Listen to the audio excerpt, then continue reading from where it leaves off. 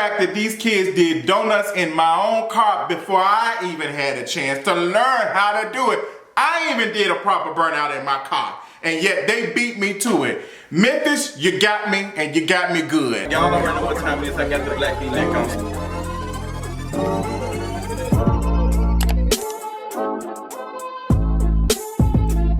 What's going on, y'all? I'm back. I'm here. I got my Jonathan Majors wig on and my Jonathan Majors suit. I'm ready to tell it like it is. So what's going on? I know y'all have missed me. I miss you all too. Let me tell you something. I have been in the healing chamber like Goku during his battle on Namek, like fighting the Ginyu Force. Like I have been through it. The last couple of weeks have took me through there. Matter of fact, 2023 just took me through there. I thought 2023 was done. She was beating me up, but now, girl, the last week, she was like, oh, girl, we're not just when you thought we was done, girl, a spirit bomb of negative energy hit me. Yes, so while I was in Memphis, you know, just a quick trip trying to visit family for Christmas, trying to surprise them, last minute trip. It was so many things working against me not going back home, and sometimes I feel like I need to just listen to those things, like, hey girl, like this ain't working out, maybe I need to sit down for a second and restructure. And maybe that's me also finding meaning in something that really does not mean much. So yes, my car got stolen December the 28th. Matter of fact, my car got broken into on, I think, the 27th while I was having lunch with a close friend. And the next day I got the window fixed, $300 out of pocket, girl, 2 hours after they fixed my window. Shortly after I got my car back from the window being fixed and sitting it in the parking lot at the hotel, girl, they done came and got my car in broad daylight. Girl, the hotel didn't have no cameras in the front, no nothing. I thought they had 24-hour security. They did not have it. It was only during night. And this wasn't no bad hotel. Like, I didn't stay downtown Memphis. Normally I would, but I just was trying to be cheap, trying to be frugal. I didn't want to stay downtown and pay no $200-300 a night for a hotel for Christmas week, because I wanted to stay there for a week. Because I promised my family, since I didn't go there for Thanksgiving, I was gonna stay for at least a week in Memphis. So I was like, okay, let me make this trip as cheap as possible, even though I'm staying a long time and I'm probably not gonna be doing that much work. But girl, I paid a price. The price is the price, and I was over it. So yes, they stole off the hotel property. Come on, Marriott, girl, y'all need to give me some more than 5,000 points. It's the fact I need to call Marriott and tell them they need to give me a discount on that room, cause girl. So yes, my car was stolen, and I didn't even realize it was stolen that Thursday after Christmas, and I didn't realize until Friday till I was going to get something to eat. And I made a decision. I said, you know what, I'm gonna leave out Saturday. I'm gonna spend time with family. I'm gonna leave out Saturday and spend some more time with them. Child, I go outside, me and my friend looking for my car, because he said he didn't see it the previous night. Like, he said, girl, I ain't see your car. Like, girl, I ain't see your car. What was going on? And I'm looking outside, and I'm like, what is going on? So I immediately, oh girl, they done got me. They done got me. Like, it hit me like a ton of bricks. It hit, I was like, oh girl, they got me. Then I go and I see that the window that the driver's side window was the side that was broken into. And they took my car. I didn't realize it. And, you know, I got on the phone with the police. Like, I'm panicking in my mind, but I'm trying to remain calm. My friend is just looking at me like, what is going on? But I am one of those folks, like, I do not panic, because panicking does not do anything. And there's a lot of stuff going on in my mind. I'm trying to react, but I'm also trying to, you know, figure out a plan. And I'm like, it's an internal dialogue that was just going 2,000 miles per second in my head, like just firing off. Call the police. They said they on the way. I call the insurance company.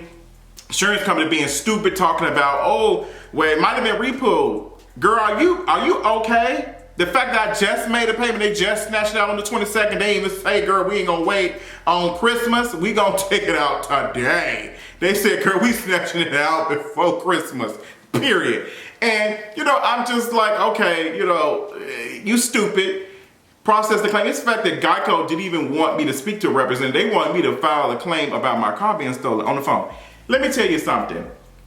Situations like that is why we need a human. I needed a human to empathize with me, to make me feel better. I don't want to be filing a claim I'm not going to be thinking clearly. I'm not going to remember stuff, like talking to someone and helping me, you know, get to the things.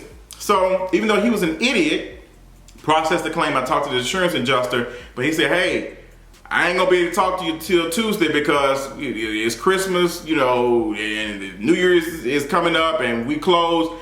So I'm like, oh girl. So I activate the tracking device thing on my car. The last time it was, you know, started up or something was on Covenant Pike somewhere. We drive there. I'm in the police car. I had to call them again. We get in the police car. I'm sitting in the police car. On the way, we driving, flying, Memphis police flying. Can't find the car, can't crank it up, can't activate it, can't nothing. It's not even refreshing the location. We looking around. It's in this area with a bunch of like auto body dealerships and stuff is there. And I'm like, girl, they done came here and cut my battery and did something. So come to find out they did. And the police officer telling me what happens is they find the car, they've been totaled it out and wrecked. I'm thinking they done already chopped my car up like and sold it for parts. That's what I'm thinking is happening. I've seen the movies.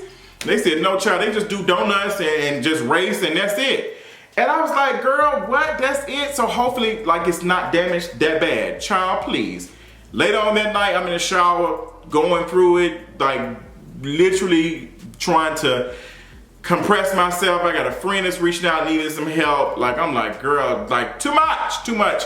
And I end up getting a call from Memphis police. They found my car, it's totaled out. They done did a donut in it, they done burn out, and they done wrecked it in this building, like tore it up. And they say, okay, you gotta come get it. And it's $275 cash for the tow truck. I'm like, $275 cash? Like you can't put on a credit card? They said, nope, you can't put on nothing. I'm like, girl, I already gave $300 to get this window fixed. I gotta get another $300 to fix to get a car back that's totaled out. Like, I'm like, let me call my insurance. No time. Thankfully, my mother and father knew somebody who has a tow truck. They came and got the vehicle, and we make our way there. Me and my friend pull up, and my car is like in this brick like building, like tow up. Like I was like, this ain't my car, that's not my car. I said, that's not my car. Like my mind is just like, that's not my car. Cause I'm looking at the tags, that's not my tags. The girl ain't took my tags off. They ain't even, the KOR tags, one is gone. So what I'm gonna do when I get a new car? KOR2? Hello? Girl, I was going through it. I damn near broke. I think I fell on my knees. My mom was like, oh girl, he is, like she was telling my friend, she's like, oh, he is over it. He is hurt, like I was. And it's not about it just being a car. This was just something that I loved my car. I loved my car. I understood, you know, the implications and things that comes with it, but it was just, girl, like I was already dealing with a lot and I just wasn't in the mood to purchase a new car. Had this been 2021, I wouldn't have had no issue, but girl, I did not want to spend this type of money. I don't want to go in this market. The interest rates are trash. I've been saying that for a minute. It's the wrong time to purchase a car. Interest rates are terrible right now. The markup for these cars are astronomical. Like it's a fool. So I just did not want to purchase a new vehicle. And here we go. Here we go. So yes, girl, they done did burnouts. I get a video later on that evening. They, you know, recorded themselves, Memphis something. They done did burnouts and just, just spinning around with my car. Like I was just devastated. I was just going through it. And you know what, I was looking at it. I was like, is anti-blackness gonna jump out? Am I gonna say this is what's wrong with the community? It's wrong with black? Like, I was like, is that about to happen? But all I can think about was, this is the escape for these kids. This is the escape for these kids. Folks were saying, oh, that's why they need to lock these folks up. They need to be prosecuted. Da, da, da. I'm like, for what? If me prosecuting, we find out, what is it gonna do? They ain't got no money. Like, what am I gonna do? Like, who am I sending to jail? Like, these kids are not fearful of jail because they already live in hell. And the fact that me and my friend already had a conversation about the never-ending cycle of poverty in Memphis, how kids are going to schools, middle school, elementary schools, and high schools right across the street from abandoned apartment buildings and abandoned houses, and you know, in schools where the heat, the air does not work, textbooks are like outdated, and the school system is just not funded. There's a lot of scandals and stuff going on with the school system in Memphis. And I remember just the aura, and I was tweeting about it.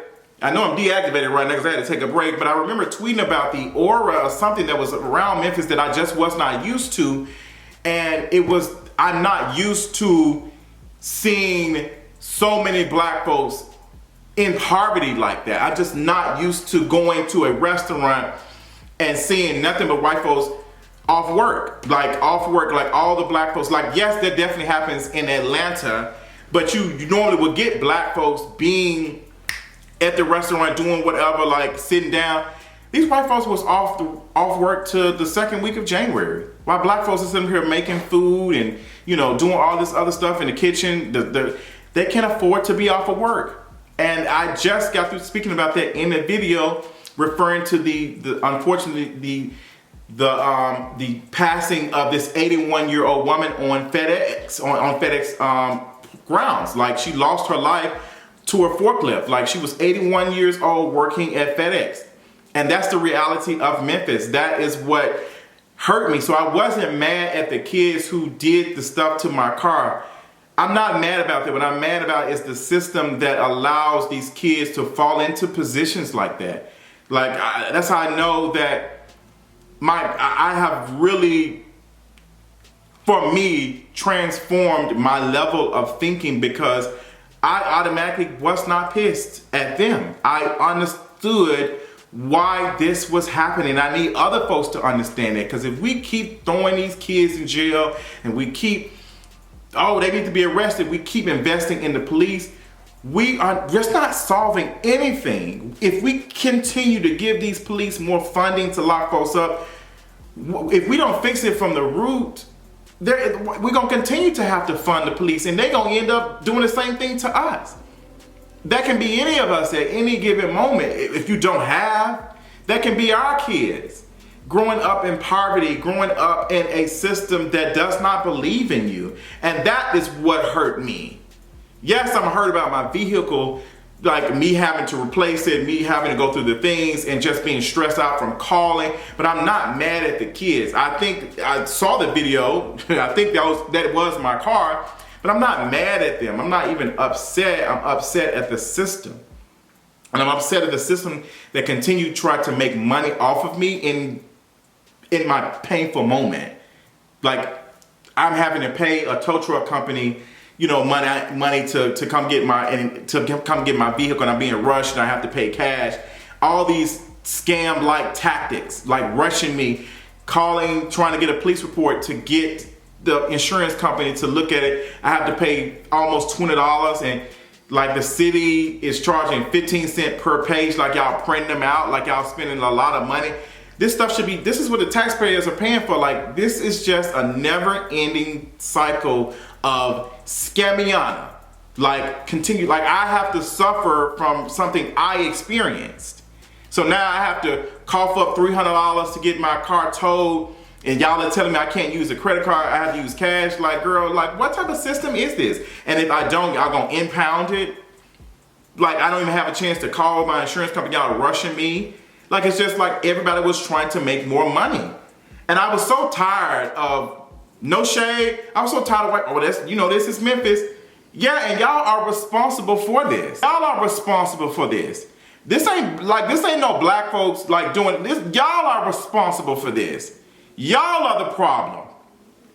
Y'all are the reason why Memphis is like this. Y'all are responsible for the things that are happening in Memphis. Y'all continuously take from the community. Y'all got all these black folks working at these factories. Y'all got them working at FedEx. Y'all got them working at Nike. Y'all putting all these big warehouses, Amazon, in some of the poorest neighborhoods. Y'all are making money off of these folks. Y'all are continuously benefiting off of the exploitation of working class poor folks.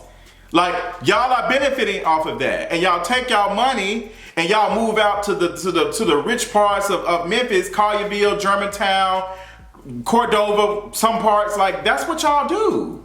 That's what y'all do. So it's like y'all are not investing in Memphis. Y'all are only taking from the folks who make Memphis, which are black folks. Y'all are taking from them. So it's just like, it was just so bad seeing that. And I can't be mad at them. Like, you know, Girl, it just is what it is. It is what it is. Like, I'm saying it now, but I was pissed. But even in that moment, I was not pissed at them for taking my car. I was pissed at the system. I was also pissed that y'all ain't made no money off of my car. Y'all ain't even taking it to the chop shop and all the other stuff. But this was the escape for them. This was the high for them for the moment of enjoying some freedom. I think we have to realize that that is what it is for some folks. Like, yes, it looks quote unquote bad, but that's escapism for them. Like, them getting out of that because they're not used to those things. They're not used to having a moment like that. And we can continue to lock these kids up and do whatever, but if we don't invest in these children, if we don't invest in our communities, we are going to continuously see stuff like that. And I can't even be mad. I cannot be mad. You know, that's all I got. I was not trying to have this as a long drawn out video, but I had to get it off my chest. Girl, say a little prayer for me as best you can. I'm better now. Better now, better now. Come on, Kelly Rowland. I love that song. Better without you, better without you. But am I better without my car? Girl, not with these prices and the interest rates, girl. That's all I got. I appreciate y'all love and support. If you want to support me, definitely support me on Patreon. Girl, I'm going to need all the support and the love and the hoods. Girl, I appreciate y'all. I am coming back. It has been a very interesting experience. I don't want to call it a learning experience. I'm tired of learning things like this. I don't feel like this was a learning experience. I feel like this was an experience to talk about how these things happen and why they will continue to happen if we do not invest in our people. That's all I got. Love y'all so much. Talk to y'all later. Bye.